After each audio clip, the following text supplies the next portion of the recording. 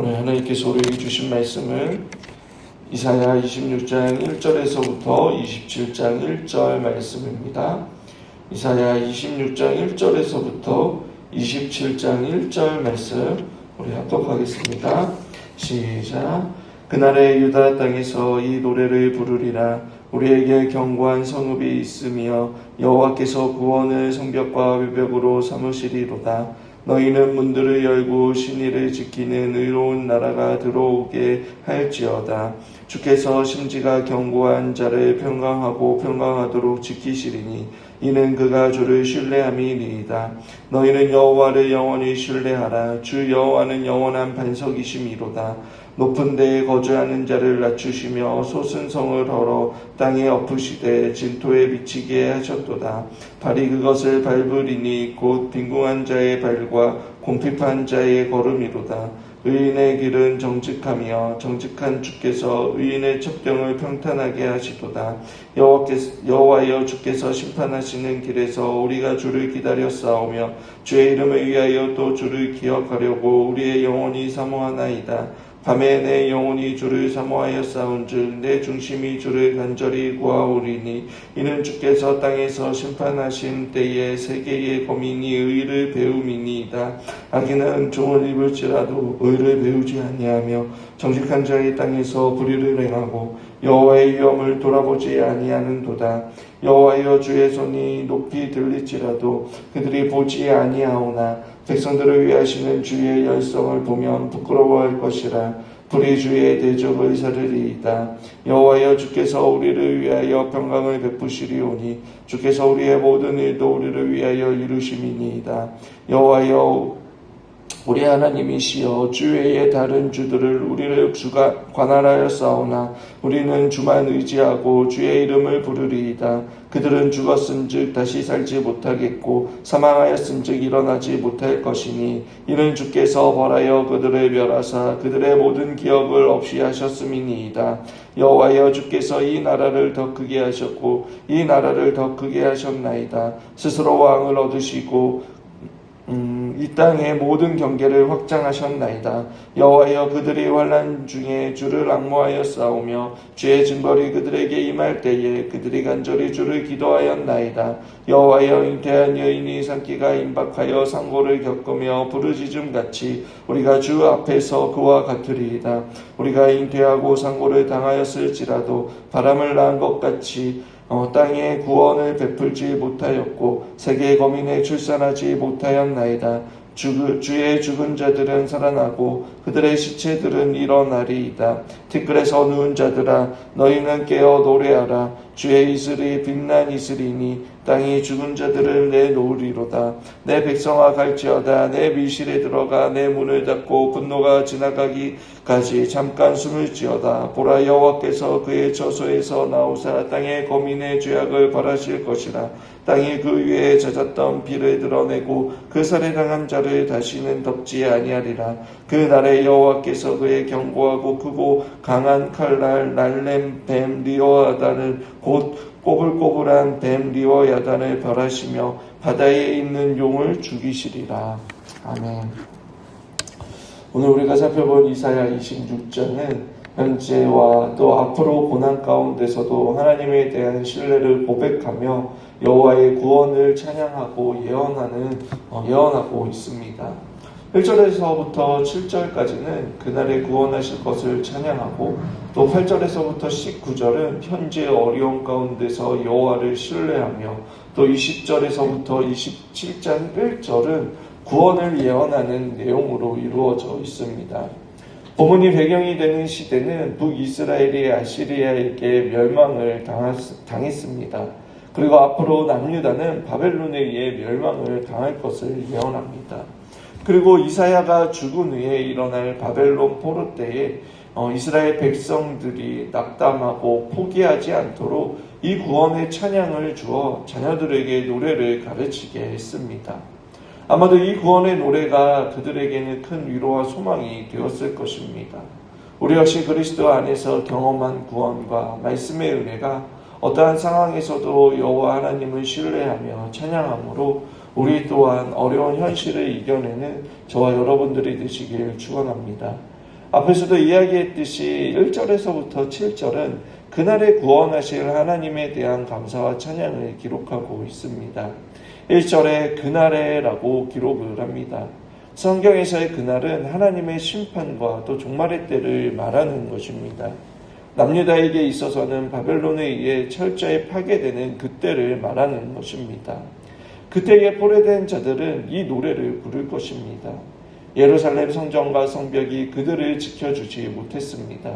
하지만 아직 그들에게는 포로된 그들과 함께 하시는 여호와가 계십니다. 그들은 여호와의 구원하시는 능력이 견고한 성과 성벽이라고 노래를 합니다. 세상이 보기에는 여호와를 의지하는 것이 미련하고 연약한 것처럼 보일지라도 그들은 여호와를 알지 못하기에, 그분의 크심과 그분의 능력을 알지 못하기에 비웃을지 모르지만 3절의 마음으로 여호와를 굳세게 신뢰하는 자에게는 상황과 환경이 어떠하든지 평화에서 평화로 인도하여 주실 것입니다. 그리고 5절에 그날에 가난하고 초라한 백성, 하나님의 백성이 높은 데서 하나님의 백성을 괴롭힌 자들을 밟아 넘어뜨릴 것입니다. 그리고 6절에 여호와께서 정직하심으로 의인의 길은 정직하기에 그들의 길을 평탄하게 하실 것입니다. 여러분, 이 예언의 말씀은 바벨론 포로에서 귀환할 때에 이루어지지만 궁극적으로 예수 그리스도의 초림과 재림의 때에 이 구원이 분명히 나타납니다. 이후 이사야 40장과 42장 또한 증거하고 있습니다. 예수 그리스도를 통하여 죄인들을 의롭게 하여 주시고 또 의로운 하나님의 백성으로 삼으십니다. 그리고 의인의 길을 평탄하게 하십니다. 혹 지금 상황이 어렵다면 이 약속의 말씀을 나의 찬양으로 고백하며 우리의 심지, 즉 우리의 마음을 하나님께 집중하여 우리를 구원하여 주시고 우리를 사랑하시는 여호와 하나님께 모두 쏟아내며 맡기시길 바랍니다. 그래서 구원의 반석이신 그 하나님께서 주시는 평안을 가지며 오늘 하루를 시작하는 저와 여러분들이 되시길 축원합니다. 두 번째로 본문은 8절에서부터 19절에 여러분 현재 어려운 가운데서 하나님을 신뢰하는 찬양과 기도를 하고 있습니다. 7절과 8절에 하나님의 백성이라고 심판과 고난이 오지 않을 것이다 라고 말하지 않습니다. 심판과 고난이 겹겹이 오지만 그곳에서 주님을 기다리고 있고 주를 기억하고 주님을 사모한다라고 고백합니다. 그리고 오히려 9절에 하나님의 공의롭고 정의로운 심판이 올 때에 온 세상이 하나님으로부터 의로움을 배우게 될 것이다 라고 소망하고 있습니다. 반면 10절의 악인은 여호와의 은혜를 받고도 의를 배우지 않는다라고 말합니다. 성경에서 대표적인 인물이 바로입니다. 10가지 재앙을 당했음에도 불구하고 오히려 그 마음이 강팍하여져서 결국 출애굽한 이스라엘 백성들을 뒤쫓다가 홍해의 수장이 되었습니다. 그러나 11절에 여호와여 주의 손이 높이 들릴지라도 그들이 보지 아니하오나 백성을 위하시는 주의 열성을 보면 부끄러워할 것이라 불이 주의 대적들을 사르리이다 라고 말합니다. 이 말씀은 궁극적으로 십자가에 달리신 주님의 손을 보고도 믿지 않는 자들과 역설적으로 십자가에 달려 죽으실 만큼 우리의 죄의 심각성과 비참함 그리고 그분의 사랑을 깨닫게 된다면 자신의 불신과 죄에 대한 부끄러움을 느끼고 참된 회개를 통해 우리의 죄가 사여지는 것을 말씀하시는 것입니다. 그래서 12절에 의로운 백성은 하나님이 주실 평강을 소망합니다.